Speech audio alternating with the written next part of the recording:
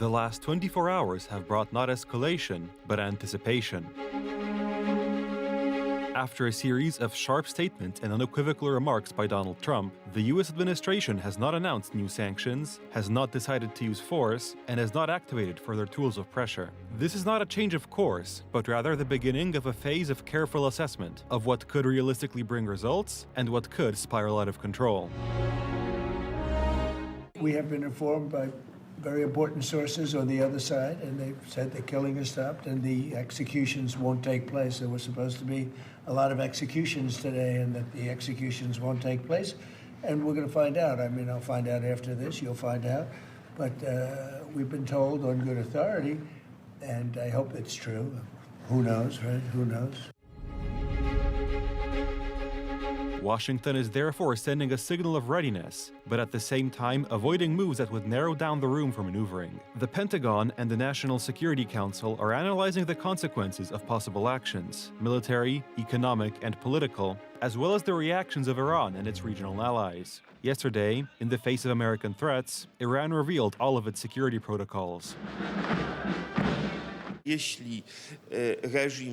the regime decides to enforce the death penalty for mere protesting, then the U.S. will respond with military force, bombing targets in Iran with long-range weapons. These are the kinds of threats someone like President Trump does not make lightly. The lack of a decision to attack does not mean no pressure is being exerted. On the contrary, every scenario has serious consequences, and there is no clean option today that would guarantee a quick effect without escalation. That is why the USA is keeping Iran in check. A strike force led by an aircraft carrier is on its way to the Middle East. Look, right now they know, especially President Trump has mentioned execution of protesters as a major red line not to cross. There is only one case we know, but there are over 16,000 people in detention, and they could be heralding hundreds of them. They're quite capable through kangaroo courts and putting execution sentences on them. It is precisely the risk of an uncontrolled reaction, both inside and outside Iran, that is causing Washington to hold back. A military strike could provoke a response from Iran and its allies in the region. Complete inaction could undermine the credibility of the United States. The situation in Iran remains dire. Protests continue despite the internet being cut off. Repression continues, and the regime is juggling threats and attempts to calm the mood, clearly changing the narrative of recent weeks.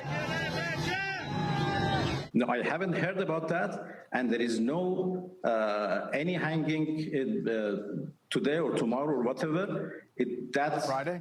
I can tell you, but I'm confident about that. There is no plan for hanging at all. At the same time, the regime is intensifying its propaganda efforts, organizing pro-government demonstrations and presenting them as an expression of public support. This is an attempt to build an image of stability and control, both for internal use and in its message to the international community. But Iran's problem today is not limited to repression. It is also the lack of a coherent political alternative that could credibly replace the current regime, a factor that further complicates the West's decisions. What's problematic is there has been no inclusive organization that has been built that can bring together Iranians of all walks of life, religious, ethnic, socioeconomic, and without that, of course, relying on one figure is a dangerous dangerous precedent. We've seen that, of course, in the past, and certainly Iranians in Iran are, I think, not just looking to the diaspora for their future. They're the ones that are suffering inordinate amount of physical, emotional, and economic pain. And there are plenty of activism and ideas and agency that exists inside the country. But many Iranian opposition figures and leaders are in Iran's jails.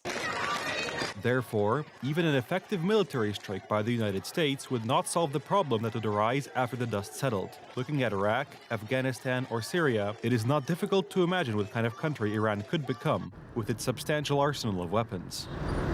I do believe that if the regime changes as soon as possible, I hope the peace will come back again to the country.